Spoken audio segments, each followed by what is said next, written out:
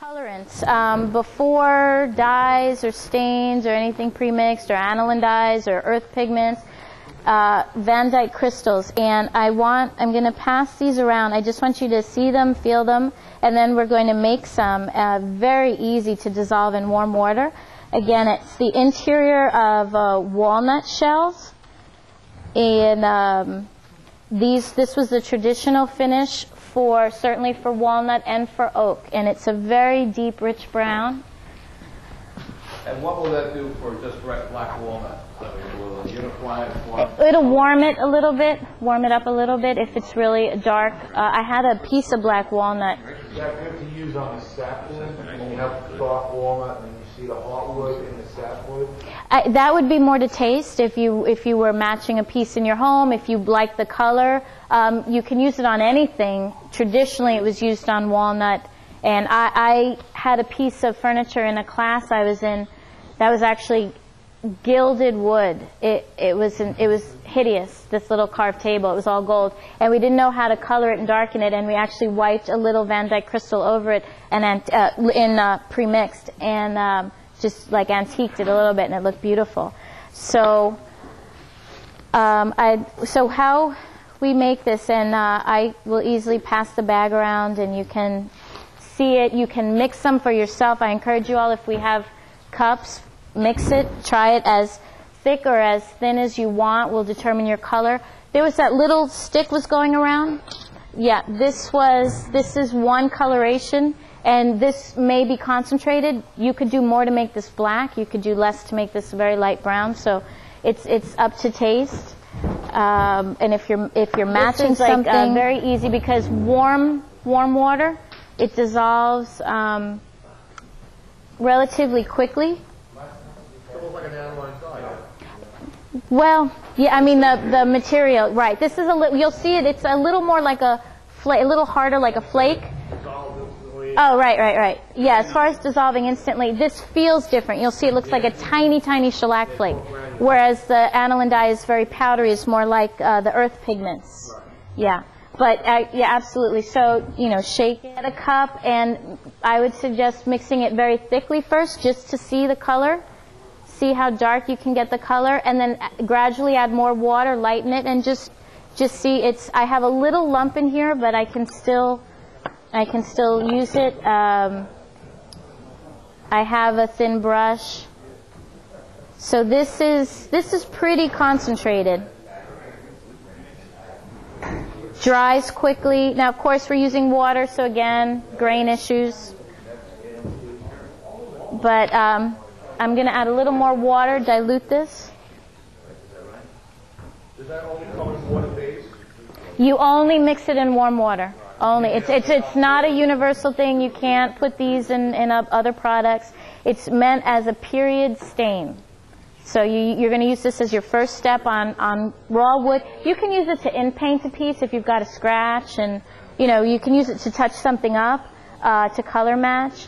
But you're not going to use this the way we're going to use the earth pigments. So it's not going to dissolve the same.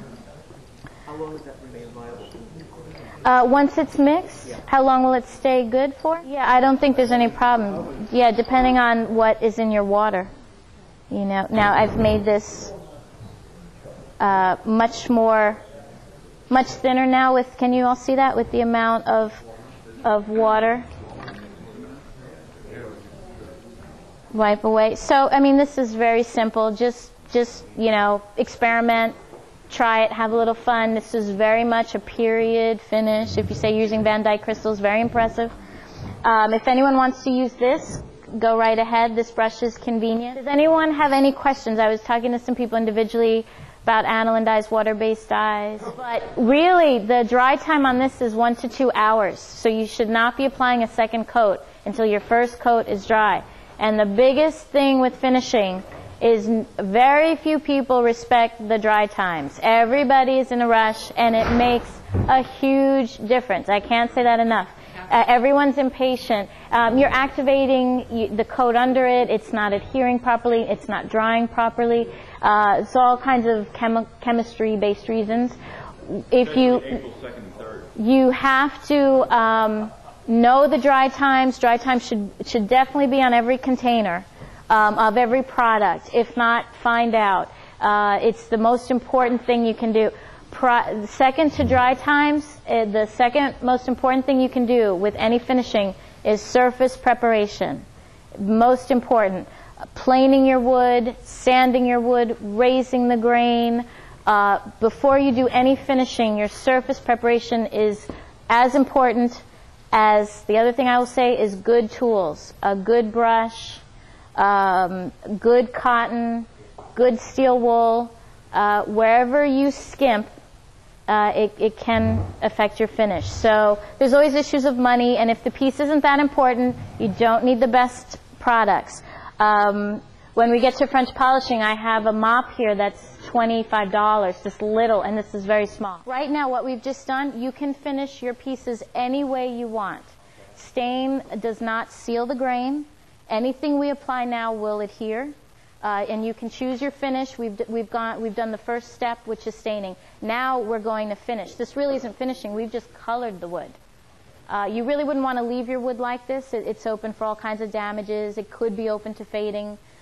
So now you want to use a harder product. Also, when you put on your second coat, it enhances your color. It's not necessarily going to darken your color. So if you put your piece on, your color on, and you're comparing it to another piece in the room and it's too light, you may want to darken that color before you do your second application, because your second application isn't necessarily going to darken. It's going to enhance it. It's a big misconception. People think the second coat will darken it. It really doesn't.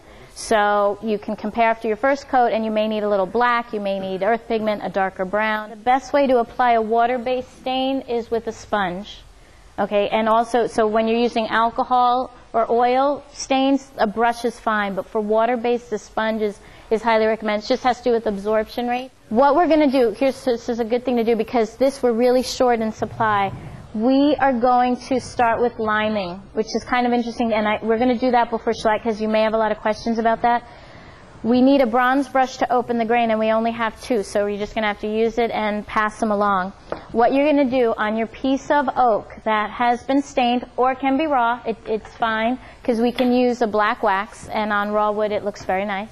We're going to open the grain aggressively.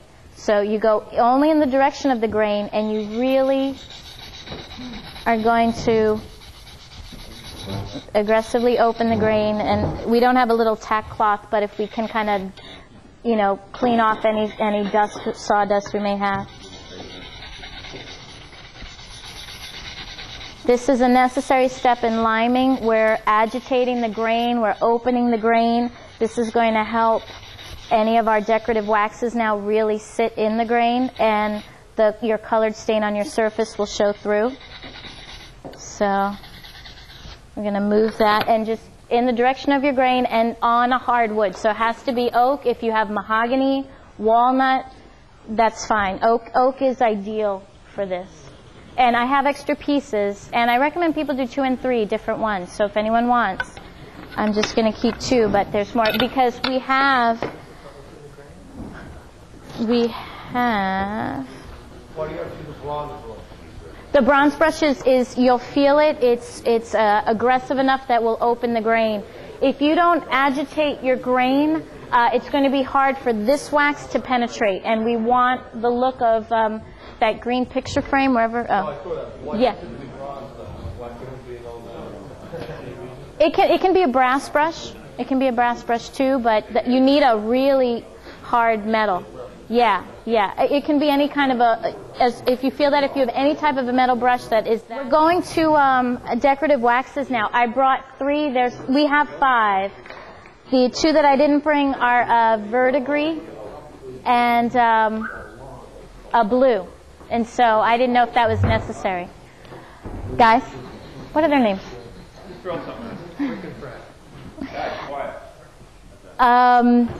This is the liming wax. Has anyone ever used liming wax or heard of it or interested in it? Yeah. Okay. So we've got enough. What we're going to do is scoop out some. This is where the tongue depressors come in handy. Scoop some out, and we need a little something to put them on.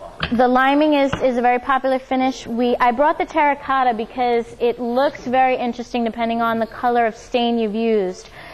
If I've seen a nice ebony black stain, that's used, and someone has rubbed in this terracotta, and they've created this Asian lacquer look.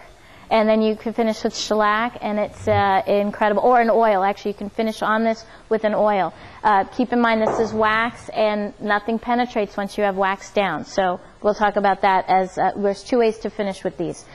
But this is nice. If you have a dark color, this may be an interesting contrast.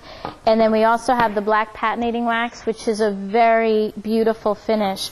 I'll pass this around. This is a piece of mahogany. I've used this on oak and on walnut just to show you quickly. Yeah, this is mahogany. Pass this around. This has a little liming wax on it and a little black wax. Again, you need an interesting grain for these, because what we're going to do is have them sit in the wax. This is one of the few times that we're also going to go against the grain. So you're going to go with the grain, against the grain. Whoever was working their dye in a circle, we're going to do that here. You want to take a generous amount. You almost want your wood, you don't really want to see the grain when you're first applying it. So really a good bit. And we're going to work it into the grain, with the grain, against the grain. We just want it in every pore possible. Did you say we should raise the grain first before we put that wax in? What we did was, with the bronze brushes, we're opening the grain. We're opening the grain so that it will accept as much wax as possible in the decorative little rings here. Well, how about the stains? The stain, yeah, did some people raise their grain? No, but I will. Yeah, it's what I wanted you to see is the difference. I wet some wood. Some people raise the grain. We're opening the grain with that. He's talking about raising the grain. Yeah, so it's two different things. The first step with a water-based product is your grain is going to be raised with that product. So you raise the grain, then you stain? Yeah, you wet your wood, let it dry, sandpaper, gentle sandpaper, and then you've pre-raised your grain. Then you go with this. You can do 400, 600. It can be fine, gently. You'll feel it cutting down your nubs. So.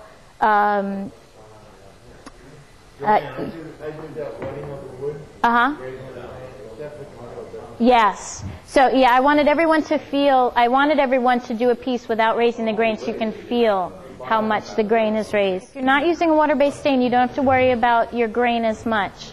But if you're using a water-based stain, a beautiful end result would be if you pre-raise your grain. So you're wetting it, just simple water, letting it dry. Make sure it's dry before you sand it. It's very important. And then a gentle sand, gentle cutting back, tack cloth to clean up any dust, and then you start with your water-based stain. So you do want to raise your grain. It will result in a beautiful finish if you go to that trouble. And then if you want to wax it after that, if you brush it, we're going to apply the wax. over the color, you're brushing it? What we're going to do is we're going to apply the wax with the steel wool. So we're going to work the wax in right over the stain. So the brass brush. Oh, I'm sorry. I'm talking regular wax. This is a specialty wax. Right. So if you're using a specialty wax, again, you only want to use these waxes if you have a hardwood. If you have pine, this is not going to work. So you can try it. If anyone has a spare piece of pine, you can see your result, and it's not going to be ideal. But it's a great way. This is where you want to experiment, make mistakes, test it. This is the best way to do it. So try it on a piece of pine. We've stained it. We're using the bronze brush to open the grain. Yeah, ideally open your grain before you stain, just because you're gonna get some of your color. Raising your grain is going to be first, and then when your wood is all dry, and that's your prep work, and now you're going to your finishing. And part of that is opening the grain. You don't have to. This will still work without it. You get more intense. What we're doing is we're agitating the grain enough that the wax is really going to penetrate and give you a nice contrast. I have done this without that brush, and you still get the effect. I mean, the grain is large enough that wax is going to adhere into all these pores. We're really helping it along with that brush.